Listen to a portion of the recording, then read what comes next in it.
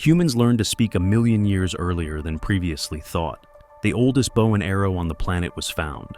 And in Italy, they discovered the intact tomb of Cerberus from Roman times.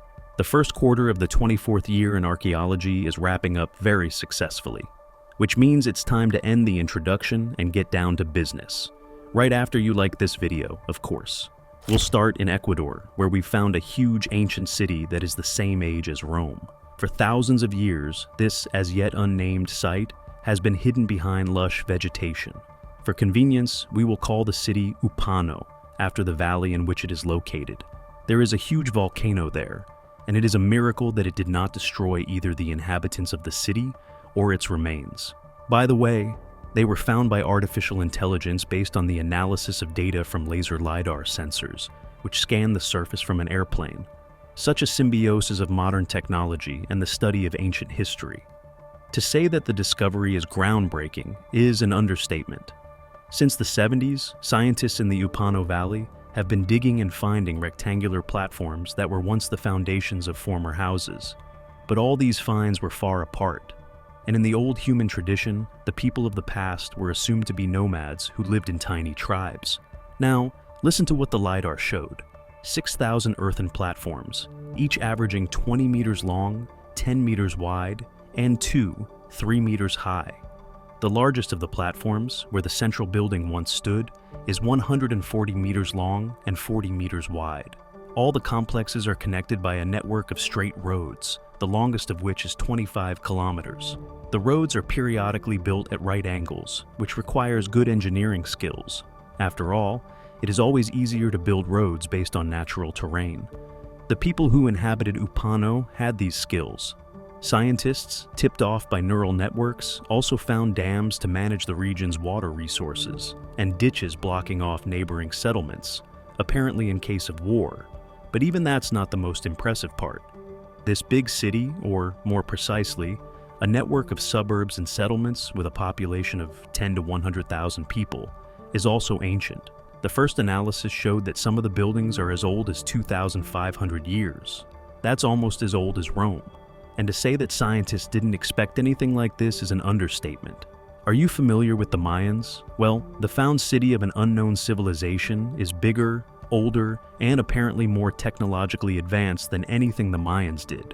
And we knew exactly nothing about this civilization until 2024. Currently, the dominant theory in the scientific community is that the tribes of South America before our era lived separately in small groups and did not linger in one place. A prime example is Machu Picchu, which even in the middle of the first millennium, AD was quickly built, lived in for a short time, and then abandoned. Logic suggests that things must have been worse a couple of millennia before that, both technologically and culturally. Given that it's hard to find anything in the jungles of South America, that's what we settled on. But now, actual finds are proving otherwise. Ecuador was home to an unknown civilization that made a city the size of Rome, filled it with farms, set up irrigation, created squares of temples and residential properties, and lived in all this for almost 2,000 years. Why the mysterious inhabitants of Upano left and what else they were doing is still a mystery to be solved. We'll move on to something that has already been decided. Until March of this year, it was believed that the oldest use of arrows and bows dated back 54,000 years. Specifically, they were found in the Mandarin Cave in France. Now, scientists have shifted the date back as much as 20,000 years. This is the discovery of a team of researchers from the University of Arizona, who found what are almost certainly arrowheads at the site of 1.5M, one in Ethiopia. The trick is that it's easy to mistake them for spear or dart tips, but the symmetrical stone tips found at 1.5M, one leave almost no doubt. People learned to shoot a bow earlier than previously thought. The same 1.5M-1 site gave archaeologists another significant piece of news. The bones of both the laborers who fired bows 74,000 years ago and the animals they hunted were studied in detail. A very interesting detail was revealed. At one time, people of the past ate rabbits, rodents, small birds, and even giraffes. Their diet also included ostrich eggs, which, judging by the burnt shells, were cooked directly on the fire. But then things changed dramatically. The diet of the next generations was dominated by shellfish, fish, and seaweed. Studying this phenomenon, Scientists observed that people initially lived and hunted the animals that came to the watering hole, but then droughts started and there were fewer animals. On the other hand, fish were easily caught in small rivers and lakes, almost with bare hands. This continued until the reservoirs finally dried up due to the ongoing droughts. This moment is key because scientists believe that during these stages, people began to migrate in search of a better life.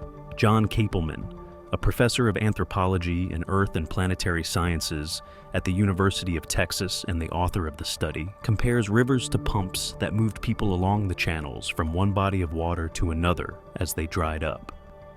This gradual migration eventually led to the Middle East. It was because of droughts that ancient people left Africa and returned when the situation improved. There is a historical mystery connected to this because at a certain moment, people left Africa but did not come back. We're talking about our ancestors 60,000 to 70,000 years ago. The Shinfa Matima 1 site may hold an answer to this riddle as well. Tiny shards of volcanic glass were found there, dating back approximately 70,000 years. During this period, the supervolcanic eruption of Toba occurred on the island of Sumatra. This event is associated with the bottleneck disaster, which reduced the human population of Earth to just 2,000 people. The volcanic winter led to a terrible cold snap and, importantly, a drought in Africa. So it could all add up, and we might be here today simply because a volcano erupted in Sumatra, prompting people in Africa to follow the rivers and reach Eurasia. While you are processing the epicness of that event, we will move on to a less epic but equally fascinating discovery. During the laying of a water pipeline in the suburbs of Naples, builders at the end of the 23rd year came across something that was finally identified in the 24th year as the Tomb of Cerberus, an epic 2,000-year-old tomb from Roman times with a tufa slab, opus incertum walls, and beautiful drawings. The highlight is that all this has come down to us intact. Archaeologists said that by some miracle, the tomb was never plundered.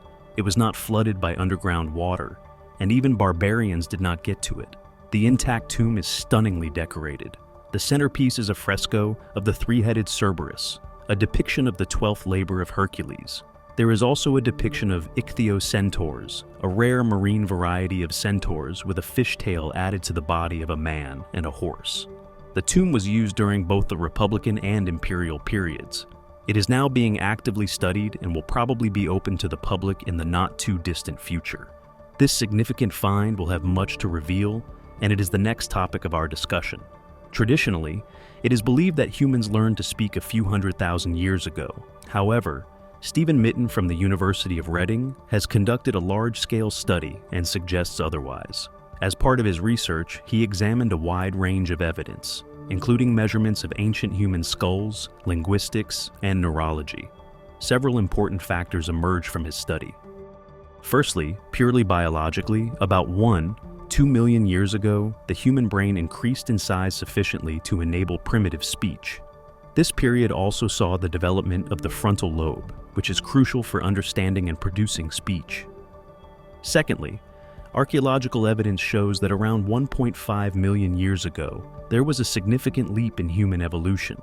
During this time, the scale of human hunting and prey acquisition suddenly increased, suggesting the emergence of speech, which would have enhanced communication during hunting and increased its efficiency. Thirdly, the same period witnessed a revolution in engineering. Stone tools, which had previously appeared in isolated and disparate forms, began to appear consistently and systematically in excavations, showing improvements over time. This indicates that people had developed the ability to transmit information across generations. In case anyone didn't realize, this is all about the development of speech. Fourthly, around 2 million years ago, humans first left Africa and reached almost to the north of Europe. While such journeys could theoretically be undertaken without speech, communication would undoubtedly have made them more effective. This complex of factors suggests that something happened to humans around 1.5 million years ago that greatly enhanced their capabilities. According to Stephen Mitten, this something was speech, as no other explanation fits all the evidence. It is unlikely that the frontal lobes developed in isolation, that mammoths were hunted by sheer luck, or that survival in cold Europe was due to clever tactics alone. Speech is the only factor that links all these diverse events across various scientific fields. Of course, this early form of speech was not modern language, but very primitive. According to Mitten, it likely consisted of simple sounds expressing emotions and working only in certain contexts. Nonetheless, this primitive speech provided an incredible evolutionary advantage and emerged 6 times earlier than previously thought.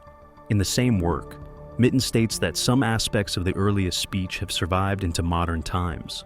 Almost all languages have simple sounds and emotions that denote the same things.